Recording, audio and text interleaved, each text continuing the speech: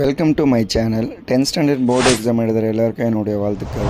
இன்னும் 15 டேஸில் public exam வரப்போகுது. ஸோ அந்த எக்ஸாம்ஸ்க்கு நம்ம எப்படி ரெடி ஆகலைன்ற ஐடியாஸ் டிப்ஸ் தான் தரப்போகிறேன். எப்படி மேக்ஸில் ஈஸியாக ஸ்கோர் பண்ணலான்றதை வாங்க பார்க்கலாம். ஸோ மேக்ஸ் கொஸ்டின் பேப்பரில் டோட்டலாக 14 1 மார்க்ஸ் இருக்குது. அந்த 14 1 மார்க்ஸுமே புக் பேக் 1 மார்க்ஸ் இல்லைன்னா கொஸ்டின்ஸ் கேட்பாங்க. ஏதாச்சும் 1-2 கொஸ்டின்ஸ் மட்டும் தான் க்ரியேட்டிவ் கொஸ்டின்ஸாக கேட்பாங்க. ஸோ நீங்கள் மேக்ஸிமம் புக் பேக் 1 மார்க்ஸை ரிவிஷன் பண்ணாலே போதும்.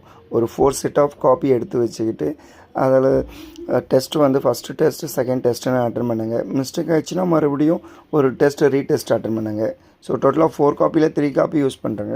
ஒரு காப்பி எக்ஸாம் டைமிங்கில் யூஸ் பண்ணுறதுக்காக எடுத்து வச்சுங்க. அடுத்து நீங்கள் இம்பார்ட்டன்ட் தர வேண்டிய டாபிக்னு பார்த்தீங்கன்னா கிராஃப் அண்ட் கன்ஸ்ட்ரக்ஷன். ஸோ கிராஃபை பொறுத்த வரைக்கும் 3.15 இருக்கிற சம்ஸை மட்டும் ரிவிஷன் பண்ணாலே மேக்ஸிமம் போதும். நீங்கள் 3.15 எக்ஸசைஸ் ரிவிஷன் பண்ணும்போது அதில் இருக்கிற எல்லா சம்ஸுமே போட்டு பார்க்கணும். ஈஸியான சம்ஸாக தான் இருக்கும். எக்ஸாம்பிள் சம்ஸும் சேர்த்து போட்டு பார்க்கணும். அப்போ ஈஸியாக நீங்கள் 8 மார்க்ஸ் ஸ்கோர் பண்ணிடலாம். அப்போ இதில் மெயினாக நீங்கள் ஸ்கேல் மிஸ் பண்ணாமல் போடணும்.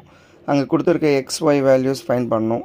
அடுத்து நம்ம கன்ஸ்ட்ரக்ஷன் பார்ட்டு பார்ப்போம். கன்ஸ்ட்ரக்ஷன் பார்ட்டில் 2 டேஞ்சன்ட் இம்பார்ட்டன்ட். 2 டேஞ்சன்ட்டில் 2 டேஞ்சன்ட் பண்ணும்போது நீங்கள் அதுக்கு வெரிஃபிகேஷனும் போட வேண்டியது இருக்கும்.